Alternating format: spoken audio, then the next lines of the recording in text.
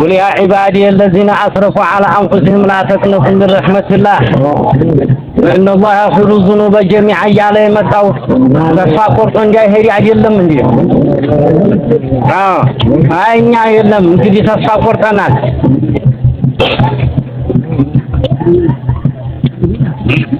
وينشروا رحمته من بعد ما قنطوا على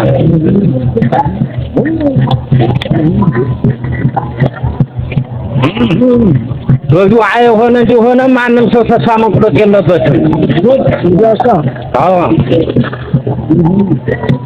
لولا العلماء لهلكت الجهلاء ولولا الفقراء لهلكت الأغنياء ولولا الدعاء لهلكت الفقراء علماء بعد نبرخو كما حج مجاهدون ገደል ገብቶ ቀረ ነበር እኮ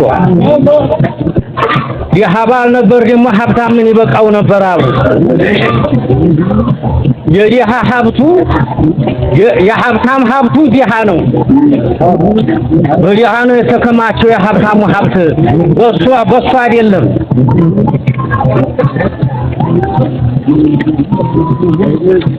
አንዲ ዓለም ሀብታም አለ እንግዲህ 100,000 ሰራተኛ በስሩ ቀጥሮ የሚያሰራ ያ ሁላ እንግዲህ 100,000 ሰራተኛ ራሳችንን ችለናል የራሳችንን ስራኛው ራሳችንን ሰራለን ለሰው አንቀጠልም ብሎ ጥሎት ልክ ቢል 100,000 ሰራተኛ ያዘውን ድርጅት ማን ይመራዋል? በማግስኛው ጋር እኩል ሆነ ማለት ነው። አዎ ወይ መሽኖን ብቻ ይዞ ይነጃል ለኛውን ፋብሪካ አንቀሳቀሳለሁ ይሁን አንዲ ስርፋ እሱ አንዲ ስርፋ አራብ እንዲያልኩ መሰብሰብ የማይችል እንኳን ሌላ አውጥቶ መሸጥ ቃውን መፍታት ሁሉ ተከበረ ምን ይደረጋል? በዲሃው ነው ክብረቱ የተከማቸው ዲሃን ቆና ዲሃ ቀልቶ ኑሮ የለም ወለው ለጁዓኡ ለሐለከት الفقراء ወአባል ነበር ደግሞ ዲሃ ምን ይበቃው ነበር አሁን ያለበስከው ወደፊት ማደር አንገት አሁን ያበላህ ጌታ ዘንድሮ ችራዝመራ ሰጠኝ ሲነሰብታ እየሰጠኝ አደረህን ጌታ ያያል ዱዓ ጋር ምከልጋተረው ኮዲያ ፉቀራኡ ነው መታወት እንጂ ሀብታም አይደለም ሀብታም አንዞታል ዲና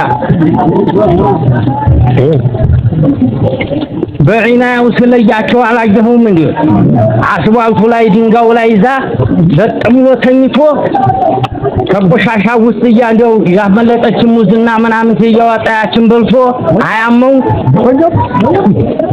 ሄዶ አስዋልቱ ላይ አንጋሉ ዝም ብሎ ለጥሏል እንዴ ወዲያና ወዲህ መኪናው ያለ ዶሮ ላይ ያኖጋበት ይሄዳል ጮኸቱን ቅልፉን አይቀሰቅሰው አፉን ከፍቶ ላፉት ይንጥላል አው ሰላይ ይነጃል ዳቡ እየተንቀፈቀፈ ምቻይ መታው ምን አይለው ለይል ሆነ ጊዜ ያስዋልቱ ቅዝቃዜ ተሳቻሉ አይቆረጥመው ዝም ብሎ መኸር ነው ያ ደግሞ ለ30,000 ብር አልጋ ላይ ተኝቶ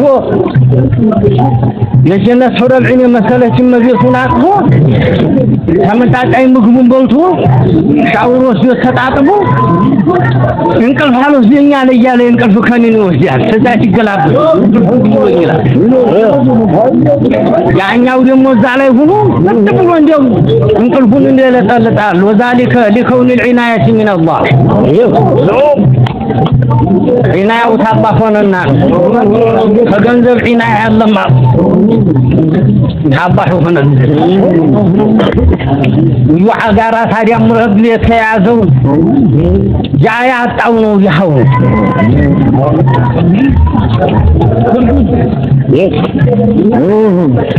አጃዱ አችን ስራ ላይ የሚውል አላህ ያርገን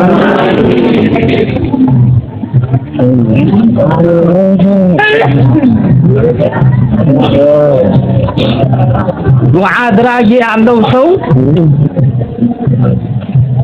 ዲሃ እንኳን ቢሆን ሀብታም ነው መባል ያለበት ሀብታም ማለት ዱዓ አድራጊ ያለው ነው ዲሃ ብሎ ማለት ደግሞ ዱዓ አድራጊ የሌለው ሰው ነው። ሀብታም እንኳን ቢሆን ዱዓ አድራጊ ተለለው ድሃ ነው ተብሎ መጠላት ያለበት። ዱዓ አድራጊ ያለው ድሃ ይሆን እንደው ሀብት እንኳን ባይኖረው ሀብታም ይባላል። በዱዓ አድራጊው ዱዓ በረካ ያላገኘውን ሁላ ያገኛል፣ ያልደረሰበትን ሁላ ይደርሳል ኢንሻአላህ። ሀብታም ይባላል። ዱዓ አድራጊ የሌለው ሰውሳ ሀብታም ቢሆን ያው ድሃ ነው የሚባለው። ለምን ሀብታም አይደለም እንዴ ድሃ ይባላል? ዘበኛ የሌለው ንብረት እኮ ነው። ሜዲያ ላይ ዝም ብሎ ገበሬ እንኳን ምርት አምርቶ ያልተነሳለት እንደው ሁሉም ሲጠብቅ ያድራል። አሁን እንኳን ሀብታም በር ያለው በሩን ዘግቶ በዛ ላይ ዘበኛ ቀጥሮ እኮ ነው ለቤቱ እንኳን ሲቀመጥ እኮ ሀብታም። ዘበኛ የሌለው ንብረት የአንድ ቀን አደጋ ይበቃ የለም ወይ?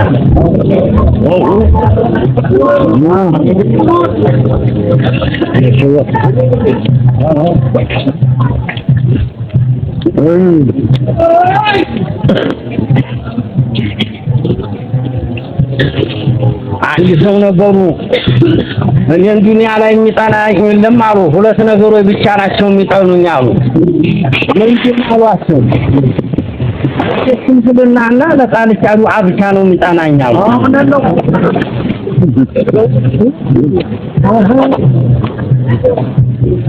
እንዴት አዋጡ?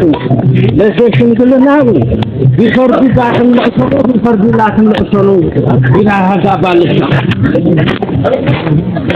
ለቃልቻ ዱዓ ደግሞ ምን እሱ የሸው አይቀር አንዴ የፍቱኑ ቀዷና ቀጠሮ አልፎ ሲላሉ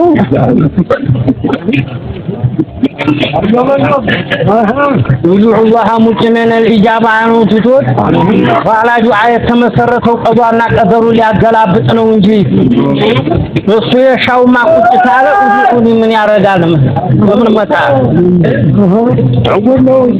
فعالوا لما يريد يالو آيات ورد يجي هذه هتوهنا من على فان عين دي الزمان دي هون የሻኝን ፈሪነኝና ለናንተ የማይገጥማችሁ ነገር የመጣ እንደሆነ ያንን ቀይሩሉ ይበሉ ዱዓ የሚባል ሰጥቻችኋለሁ ሐላባ ቀضاء ቢባል ደግሞ አነ من جملة القضاء رجل بلاء بدعاء ይሄ ዱዓው ተቀضاء ማና ወጣው በእንዲህ ያለ ቀን በእንዲህ ያለ ወቅት በእንዲህ ያለ ሰዓት እንዲህ ያሉ ሰዎች በሚያረጉት ዱዓ ፊት በተፈረጀውን በእንዲህ ያለ ጊዜ የተፈረጀውን አዘል የነበረውን ቀዷ በእንዲህ ያለ ጊዜ በሚደረገው ዱዓ ይፈረዛል። የሸውሰን ጅብሪል ፈርድ እንደዚህ ፈርደው ነበር ይላል። ምልክቱን ያያል። ይሄ ምልክት አይቷል፣ ይሄ ደረሰ፣ ይሄ ምልክት አይቷል። ምልክቱ ይመጣና ተግባሩ ይጠፋል። የሚያጠፋው ምንድነው?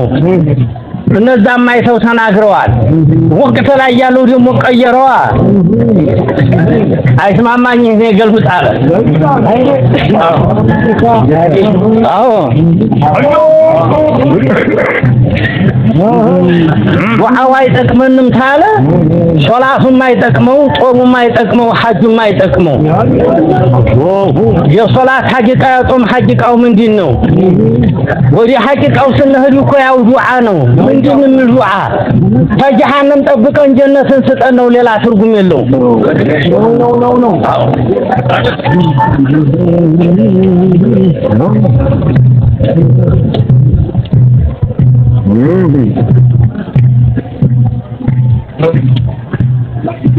ዱዓ ተነከረ ምን ያረግለታል? ዱዓ እንኳን በሐያት ላለው ለሞተው ዱዓ አስፈለገው አይደለም ወይ? አዲያ اللهم اغفر له وارحمه وعافه واعف عنه ምን አመጣው ይሄን እያሉ ረሱሉ ዱዓ የሚያረጉልን ሞቱ ሰዎች